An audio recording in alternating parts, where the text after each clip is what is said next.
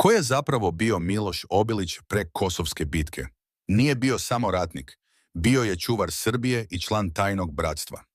Miloš je bio plemić iz ugledne porodice, poznat kao veran saveznik kneza Lazara i jedan od njegovih najpouzdanijih vojnika. Bio je član tajanstvenog odreda Zmaja, elitne organizacije koja je štitila vladare i čuvala hrišćanske vrednosti Evrope. Odred je imao samo jednu misiju: odbranu Srbije od spoljašnjih neprijatelja i očuvanje pravoslavlja.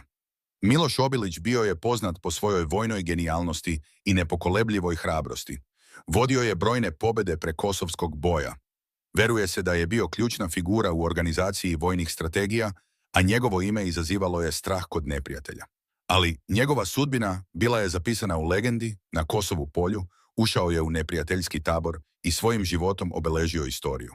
Da li bi danas neko imao hrabrost da učini isto?